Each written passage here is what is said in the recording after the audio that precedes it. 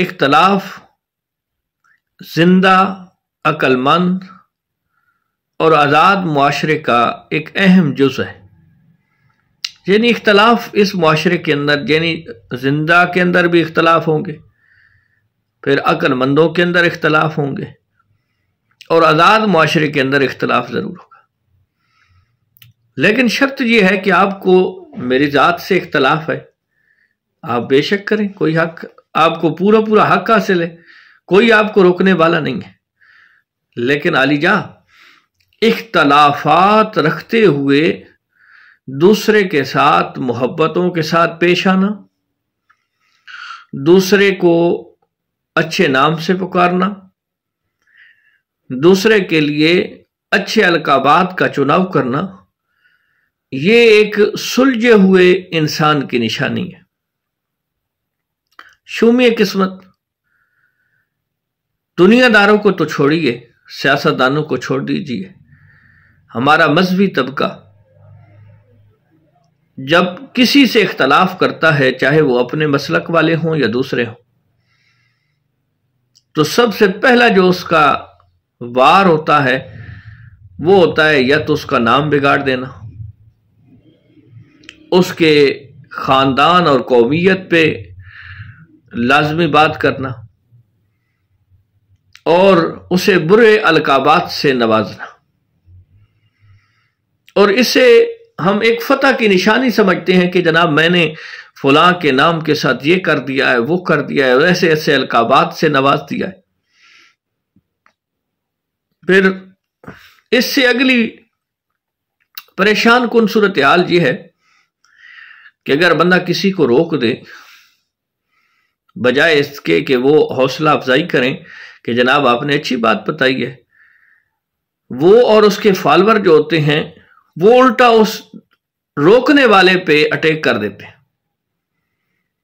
اسے ایسے ایسے جملوں سے نوازتے ہیں کہ بندہ حیران رہ جاتا ہے کہ یار یہ ہمارے مذہبی طبقے کا مزاج ہے۔ حالانکہ فوش گوئی مسلمان کبھی نہیں کر سکتا، گالی، کسی کا نام بگاڑنا، کسی کو حلالی حرامی کے سرٹیفکیٹ سے نوازنا، کیا ہے یار؟ کیا یہی اختلافات؟ میرے بھائی میں تو اکثر یہ کہتا ہوں کہ اختلاف آپ کو اگر ہے تو اس کا انداز یہ ہے کہ جس طرح ایک گھر کے اندر رہنے والے بہن بھائیوں کے درمیان اختلاف ہوتا ہے، اس کے باوجود وہ ایک ہی جگہ پہ بیٹھ کے کھاتے ہیں، ایک ہی گھر کے اندر رہ رہے ہیں، دونوں تینوں اس گھر کی عزت کی خاطر اپنی جان دینے کے لیے تیار ہوتے ہیں، اور اگر دوسرا اختلافات کے باوجود دوسرا بھائی اگر بیمار ہے، کسی پریشانی میں مبتلا ہے، کسی مصیبت کے اندر آ چکا ہے، تو دوسرا بھائی اپنا جان مال سب کچھ خرچ کرنے کے لیے تیار ہو جاتا ہے۔ میں کہتا ہوں اس طرح اختلاف کرو نا بھائی، لیکن خدا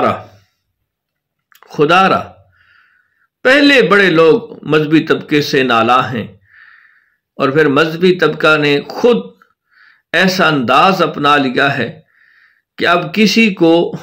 اس معاملے پہ توجہ دلانے کی ضرورت بھی نہیں پڑتی،